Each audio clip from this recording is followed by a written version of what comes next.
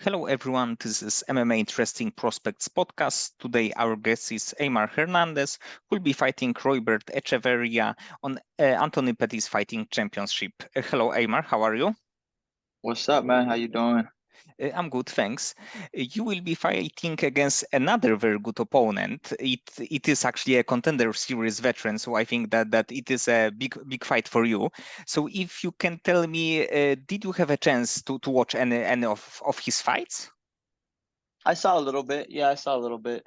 Um, Honestly, man, I'm at that point in my career where it's just like I'm have to be fighting these tough guys, and I'm okay with that. I've been okay with that. I've been fighting tough guys my whole career. People have always tried to set me up, and yeah, I'm okay with that. Bring on the challenge. And probably the thing that he's a contender series veteran, it's actually also quite big because when you defeat him, it also would mean that you are on this level, on the UFC level. Exactly, man. I mean, it'll look good on my record. Just saying. Defending someone who's already been in contender series, who's already had that experience. It looks good on me. Yes, definitely. And how your camp is going? Did you have any like uh, maybe not injuries, but some like this kind of situation, or the camp is going smooth and you are ready for the challenge? I mean, yeah, I've been ready. I've been training. I mean, they kind of hit me up last minute, uh, because I think his original opponent pulled out. So they called me up and they asked me if I wanted to take the fight. I was like, yeah, man, I was ready. I've been training. I've been just kind of slowly, not slowly getting back into training, but just doing my own thing, just trying to better myself and everything. So, bro, I'm in shape. Yo, I'm in shape. My weight was low anyways. I was like, let's do it. I'm ready. So, I mean, camp's been going great. I mean, that's one thing. That's one thing that I'm not really. Uh, I guess I don't really think too much about because camp is year round for me. I don't stop. There is no stop. You got to stay ready. So I'm ready. Let's do it. And do you think that the win over this opponent can get you to the UFC, either by contender series or even the like contract to go to the UFC? I don't see why not, man. I got to go out there and make a statement. Every fight, every fight, I got to go out there and make a statement. But I mean, Mick, Dan, I've been hitting him. I've been calling him out after every fight, man. Sooner or later, they're gonna call me up. And actually, in your last fight, it was a LFA title fight. Probably you were one fight away from the contract because you were undefeated. You fought against really Yeah, tough guys, and I think that the thing is also that you have like two opponents like pull out, and in the end yeah, you fought against like much different fighter. yeah. I mean that last fight was there was a lot of ups and downs. Not just with the fight in general, but just in my personal life too. There's a lot of ups and downs, but I mean, it's all good, man. It is what it is. I learn from it. You move on. It's part of the game. But actually, for the like the time the fight lasted, it was good fight. The 1 minute that there was, it was a knockdown. You defended like a takedown attempt, so it looked really good for the moment. Yeah, yeah. I mean, I didn't get to show off all the stuff I learned, all the stuff I've been improving on. But hey, man, y'all about to see August 17th.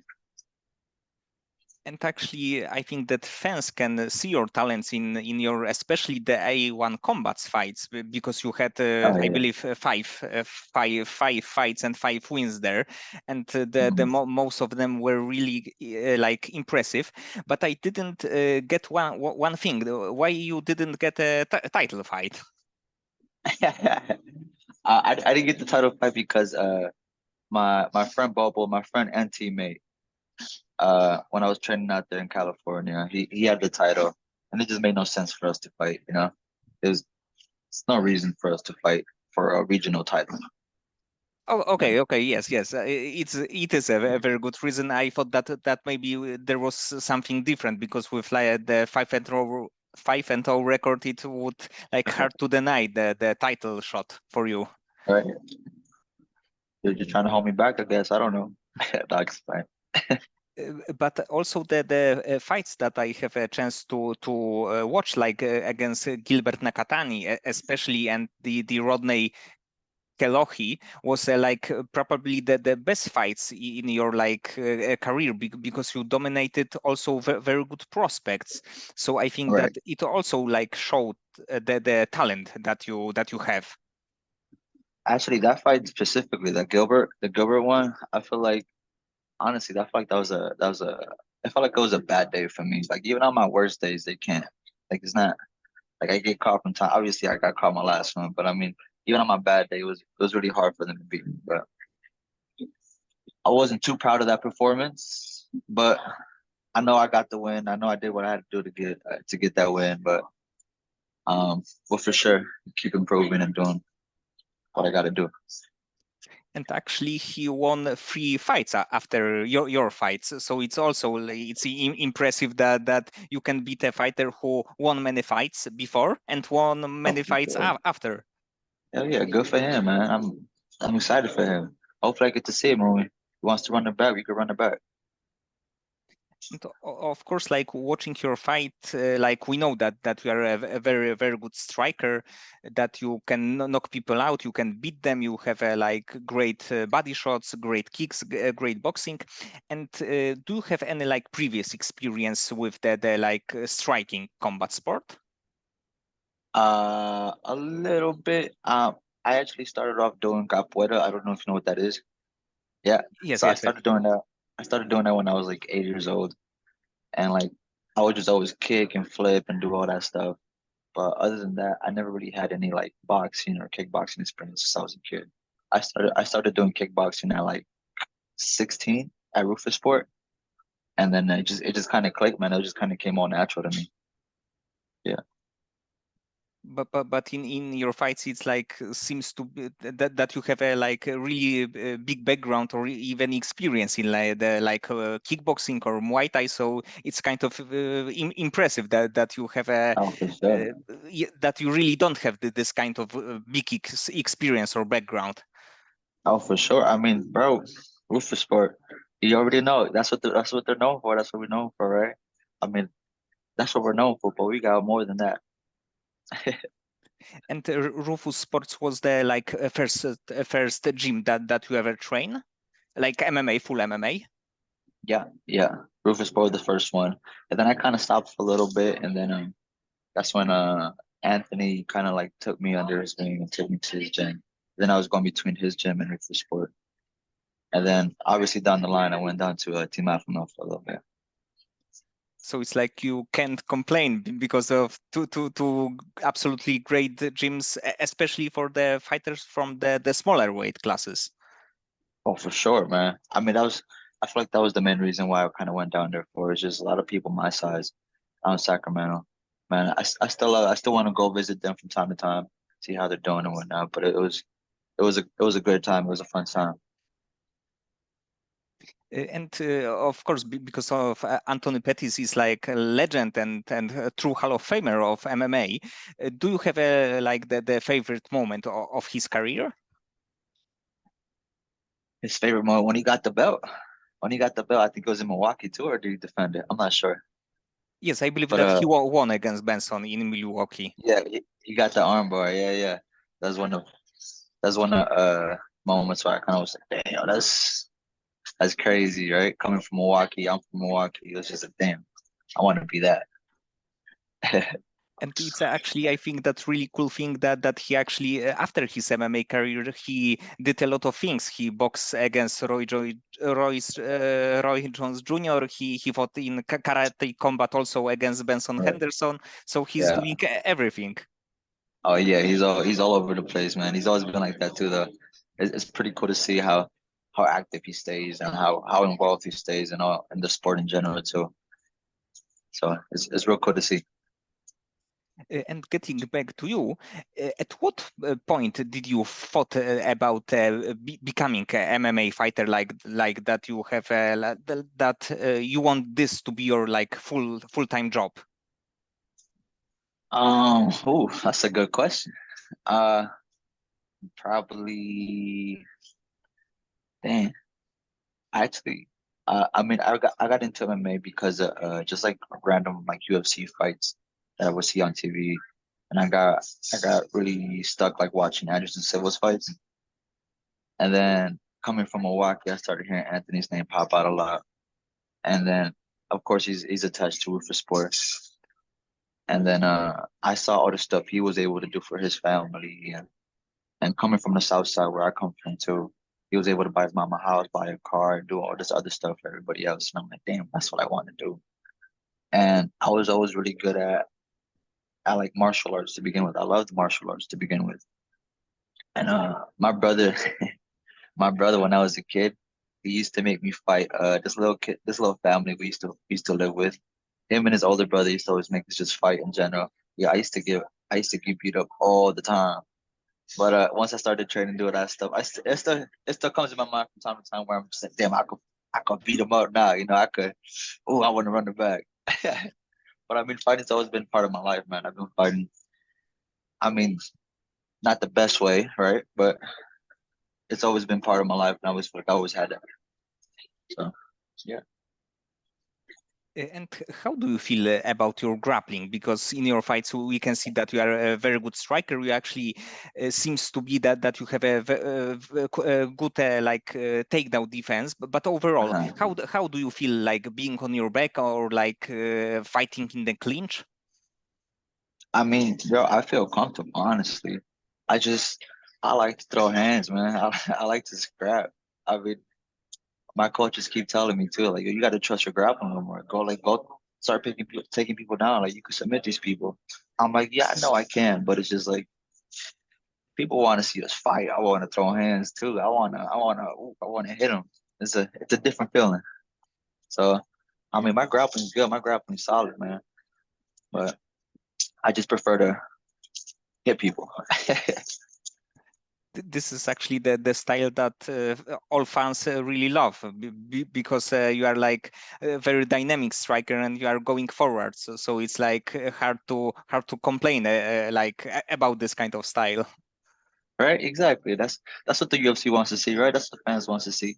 So I'm just trying to give them what they want. And for this training camp, who is your like main training partner or main sparring partner? Um, bro, we got so at Roufusport, we got a small group of people. It's not like one of those other big gyms where it's just like a whole bunch of like people. I mean, we're all kind of just help each other out. So the whole gym, the whole team, bro, they're all super cool. They're just like, okay, who you fighting? And then they go look them up, and then they kind of try to mimic style of it from time to time. And they give me some looks, but everybody at the gym is super cool, man. They're just there when you hit them up, and they're there for you. So everybody in the team. And overall, how your like normal day in training camp look like? Like how many times do you train a day, or what kind of training is in like particular day on the week? Ooh, schedule's a little. I shouldn't say all over the place, but I work third shift, man. So it's pretty tough. I get a couple hours of sleep and I got to go to training kind of thing. But I usually do pro practice, which is at 12, from like 12 to 2, and then depending on the day, I usually two to three sessions a day. I do some like S&C, some like strength and conditioning, or I'll get a run in, and then I go back to the gym, do some more grappling or wrestling. I'll just get some drills in with some people. But for the most part, that's all I'm doing, man. It's just waking up, eat, train, come back, take care of my dog, take care of me, go back to the gym, come back home, go back to work, and then back to the gym. It's nonstop, bro. It's all day, every day.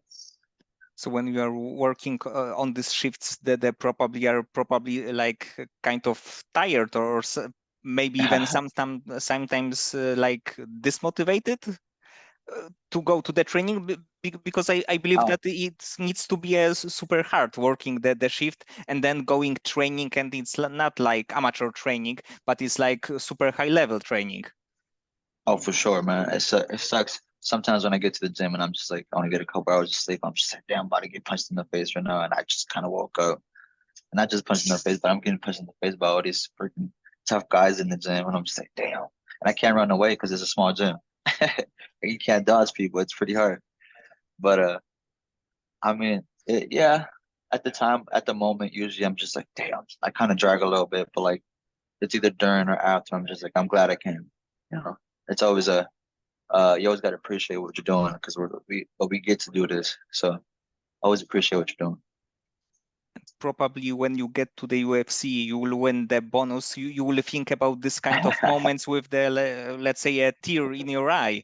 That Oh, it for was sure. hard at the moment, but after like few months or few years, you would know that it was all worth it. Oh, for sure. It's all gonna be worth it at the end, man. We're gonna get there. And you also have a, I think that quite interesting career because you fought for many top regional promotion. It was of course A1 Combat, LFA. Right now is Anthony Pettis Fighting Championship. I believe also a Cage Warriors. Yeah, So yeah. in your opinion, what like what is the best promotion? Like what is like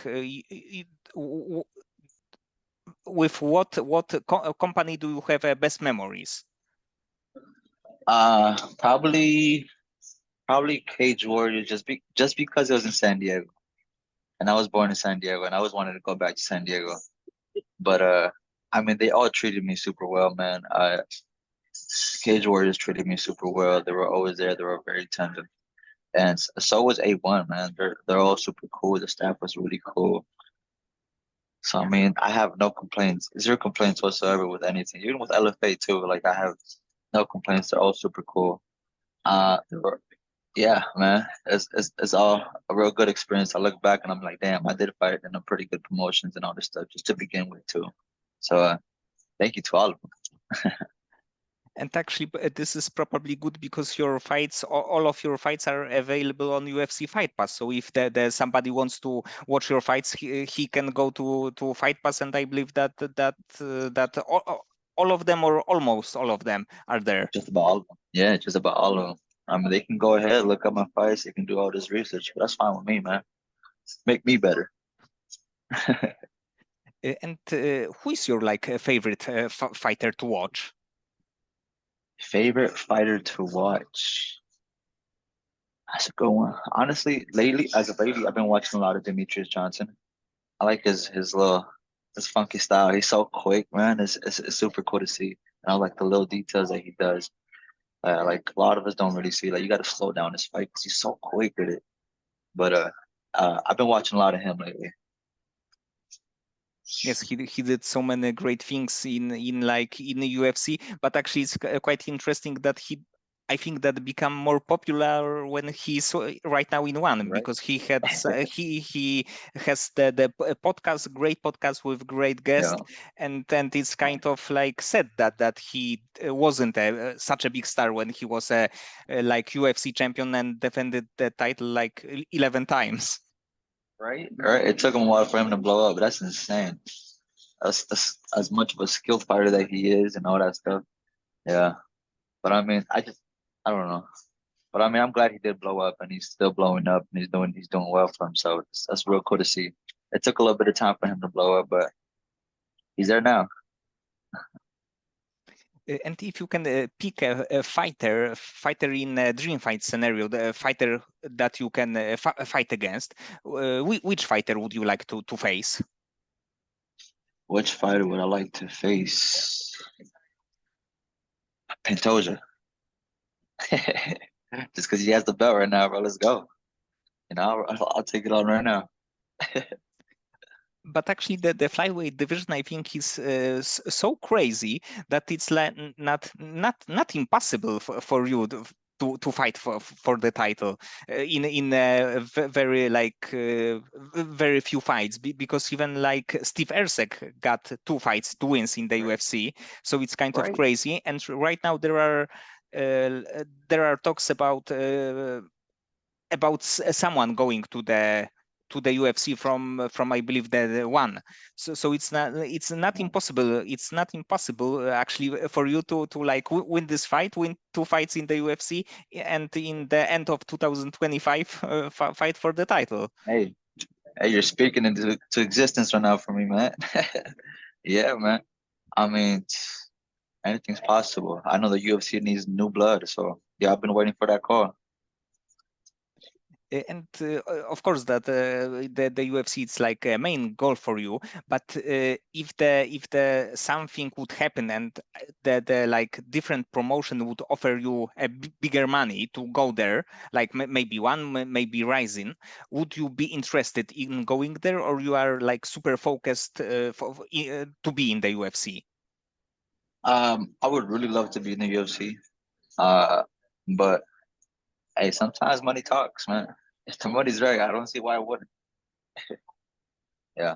I mean, yeah, I I would depending on the money and see what's up with there. But the main goal is the UFC, of course.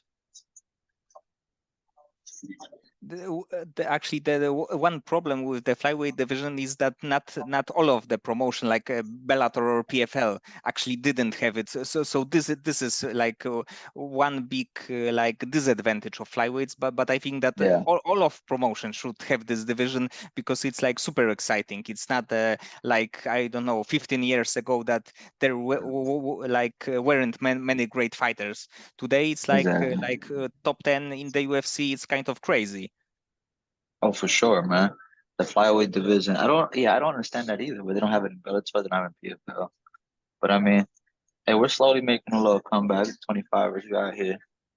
But I mean, you ever see the fights out in the UFC with the flyweights, man? We're scrapping all the time. You know, we got the cardio, we got the pace. We push, man, and it's real cool to see. But I don't know. They need to start pushing that flyweight division a little bit more. Yes, when you see the like fights out of the rankings from the like flyweight division and heavyweight division, it's like a big time difference. Oh, it's a night and day. Or the heavyweights all need one punch, right? They just gotta land one. That's all they do. That's why they're like super slow about it. Yeah, man. It's a crazy big difference. And for now, do you have a like a fight in the UFC that you really like looking forward to watch? Right now, probably the that Max Holloway versus Elliot Tapora. That one, I want to watch that one. That was looks like it's gonna be a banger. But oh, And who do you think will win this one? oh, you see, I think Max got this just because his range is he's just so long and lanky. He has good striking, he has good boxing. I just think he's gonna like just piece him up in general. But we all see in Ilya, he's got power, man. That dude's got power. But at the same time, we all see Max's chin tested, and he's never been dropped like that, you know. So I don't know. I think Max got this, but just obviously has to stay away from those big power shots. Yes, I think that it will be a great fight. It's and also that like styles and even the body types are like Right. so different. All right. What do you got? Uh, Actually, the Max Holloway is my favorite fighter, so I Oh, Max might Holloway. be a little bit like biased, let's say. But overall, I think that Max Holloway should be a favorite, but it's like hard to deny Ilya because what he Right. did in the previous fights, and I think that he maybe he has it not like Conor McGregor, but he's a little bit like controversial. So many people Yeah, like yeah, to watch him. I think that would like to watch him lose. So I think that it's also a very good for the sport. yeah. Which is crazy, right? Because he's ran through everybody. Like, why would you want to see him fall for? He's been running through everybody. But yeah, Yes, and this kind of confidence that before the Alex Volkanovski fight, he on his Instagram put like 15-0 record, and I believe also a world champion, but 15-0 record. So with the win over Volkanovski, so it was a like super confident pick. for sure. Oh, for sure, man. Yeah, I feel like MMA fans in general just have to just if they see something they don't like about you, they're just like, I want you to lose. It's crazy, man. It's a crazy sport. And in the theory, if you can pick any tool from any fighter in the history of the sport, what kind of tool would you like to take and add to your current skill set? What kind of tool? I got all the tools I need to be real with you. Honestly, that's how I feel. I got everything that I need. I'm just making my way there. So everybody's gonna see that at some point. Uh, how would you define your success in MMA? That in the end of the day you call your career successful one. The being in the UFC, the UFC title. I mean, ultimate goal is getting that title, for sure. Ultimate goal is getting that title. I'm taking it one step at a time, but that big goal is getting that title for sure. Making the UFC, blowing up that 125 division, getting that thing started. You know, getting some buzz around that again, and just being the one to kind of just kind of like Cejudo did a little bit, but just keeping the 25 division alive and then getting a belt, of course. And do you think ever about going to bantamweight division for maybe like a super fight or something like this, or would you prefer to like stay in the flyweight division and when you get a title like defend it a few times? I would see why not. I wouldn't be opposed to coming up to 35. Yeah, I wouldn't be opposed to at all. Honestly, I would want to run through the 25 division first. I would like to run through that first, and then I'll be open to going to 35. But I'm even my amateur career, like all I did was fight 35 and 45. So it's just like I've never been opposed to fighting at a higher weight class. Yes, it's kind of crazy, like you fighting in the featherweight. Right? I know. Looking back at it, I'm just like, damn, I don't know how the hell I did that. And that's when I was walking at 145. I was like walking at like 140 maybe. Like I used to weigh in at for the featherweight fights that I did have. I would weigh in with my joggers on, and I had my keys and my wallet in my pocket, everything. I just stepped in the scale like that. I was just like, damn, and I barely made 145. And for now, how tough is your cut to flyweight? It's not tough at all, honestly. I feel like I got a good metabolism, man. So like as soon as I start eating clean, the weight just starts dropping. But you know, just like most of us, most fighters, you know, after a fight, I usually tend to blow up just because you know I'm eating like junk food, you know, the nasty stuff that I shouldn't be eating. But once I start eating clean, it all starts coming off. And when you are a few hours to the fight, and you know that there will be a like a big moment that there is a big fight in front of you, how do you deal with the stress, with the nerves, the like with the knowledge that you will have a fight against another very good fighter? Um, honestly, uh, you don't mind if I swear, do I? You don't No, mind? no, no, no. Okay. For the most part, I well, there's a couple things that I do that I kind of talk to myself a little bit. And I'm just like usually in the back. That's when I start getting nervous a lot more. Obviously, when you're in the back, but I just start thinking about all of the stuff people go through that I've never been through. Right? People that been through war, just been way worse, way off worse. And then I just gotta talk to myself and be like, yo, like stop being a fucking bitch. Like stop. Like, you know, like this is good. This is what we signed up for. This is what we're meant to do. But it's honestly it's just a lot of self talk and just yeah, just self talk. Honestly, just telling myself stop being a bitch. And then the nerves are good. Honestly, I like the nerves. Like that feeling that you get in your stomach and your whole body for this weird sensation. It's just like it's such a crazy feeling. But like if you just like are able to harness it, man, it's just it feels real cool.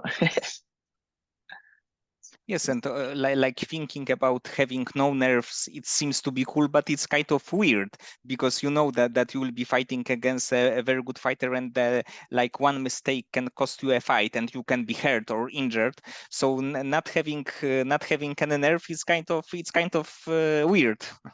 Yeah, yeah. I think that's happened to me one time, but it only happened as an amateur. Like I had no nerves at all whatsoever, and I ended up losing that fight just out of decision. But I mean, I look back and I'm just like, where were the nerves? Like I needed that. I need that little, you know. But oh yeah, you know, you got to push yourself. It's all good. But I mean, I feel like I wouldn't call it nerves either, honestly, because I feel like I push myself a lot and I expect a lot out of myself in general. So I don't know. It's such a crazy feeling, man. That's all I gotta say. And after the fight, when you have a little bit more free time, do you have any like additional hobby or passion outside of MMA? Additional hobby. Honestly, I need to figure that out because I kind of don't. Like, it's just back to training, or I'm just hanging out with my family. Honestly, just spending time with family because when I got fights coming up, it's real hard to spend time with them in general. Just because I'm always training and I got this going on, you know. But we do play pool a lot. Like that's what we do. Pretty much it. It's either that or go train or working. And after the fight, how quickly you usually go to the gym and train? Maybe not in like in the training camp, but train at all. Oh, I love to get back to the gym right away. So like I'll be there on Monday if I can. Like my body's healthy and I'm good. I'm in there Monday, trying to help out the other people out there, my teammates that got fights coming up. But I mean, obviously, there's times where I'm not able to. My body's all beat up sometimes, so like I gotta take a little bit of time off. But even then, like I'll try to do what I can. You know, I'll go lift or I'll go for a run and I'll go do this. I'll still study fights and do everything like that. But I love to be in there right away. So it's kind of crazy when you are in the like on the mats on Monday. It's kind of Right? crazy. I mean, the job's not finished, man. I don't got the belt yet, so I got to keep going. Okay, Eimar, so many thanks for the conversation. I think that your next fight is actually very big and probably with a win. I think that there should be no doubts that you are a UFC caliber fighter, but I think that it's also should be known even right now. Oh, for sure. Hey, after this win, go let him know. Go hit up Dana White and make for me, bro. Let him know. Yes, yes, definitely.